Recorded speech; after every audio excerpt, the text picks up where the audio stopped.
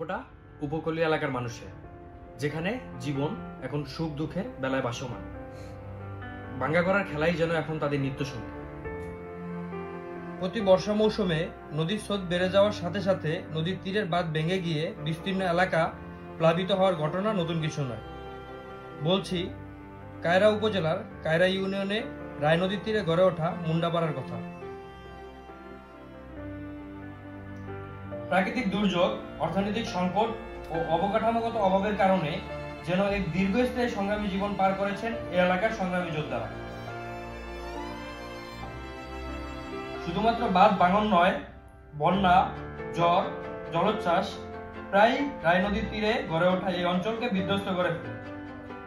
নেই কোনো সুপেয় পানির ব্যবস্থা, যার প্রধান কারণ হলো লবণাক্ততা। এছাড়া স্বাস্থ্যসেবা, যোগাযোগ ব্যবস্থা ও শিক্ষার সুবিধা থেকেও বঞ্চিত হচ্ছে এই এলাকার মানুষ।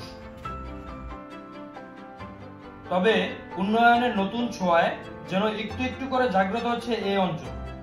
সুন্দরবনকে কেন্দ্র করে কায়রা উপজেলার কায়রা ইউনিয়নের মুন্ডাপাড়ায় তৈরি হচ্ছে পর্যটন কেন্দ্র। জাগ্রত হচ্ছে উন্নয়নের নতুন ধারা। অনিশ্চিত জীবন ও বাঁধ ভাঙনের কারণে প্রতিনিয়ত যুদ্ধ করে যাচ্ছে উপকূলীয় অঞ্চলের মানুষ। নতুন প্রজন্মের ভবিষ্যৎ পড়েছে অনিশ্চয়তায়, বঞ্চিত হচ্ছে সুযোগ সুবিধা থেকে। তবে পর্যটন কেন্দ্র গড়ে ওঠায় একটু একটু করে প্রাণ ফিরে পাচ্ছে এই অঞ্চল।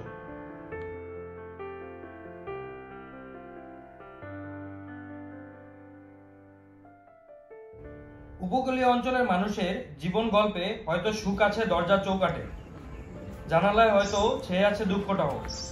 তবে এই সুখ দুঃখের সময়টাকে পাড়ি দেওয়ার জন্য প্রতিনিয়ত যুদ্ধ করে যাচ্ছে এই এলাকার মানুষেরা। এই এলাকার মানুষের দুঃখ দুর্দশা থেকে মুক্ত করার জন্য দৃঢ় বাঁধ নির্মাণ, দুর্যোগ প্রতিরোধ ব্যবস্থা গড়ে তোলা সহ কৃষি উন্নয়ন, সুপেয় পানির ব্যবস্থা করা, স্বাস্থ্যসেবা নিশ্চিত করা, শিক্ষা ব্যবস্থা উন্নয়নের পাশাপাশি সমন্বিত উন্নয়ন পরিকল্পনা নিয়েও সরকারের এগিয়ে আসতে হবে। উন্নয়নের এই নতুন ধারায় পরিবর্তন কি আসলেই সম্ভব মুন্ডাপাড়ার মানুষের এই দুর্বিষহ জীবনযাপন?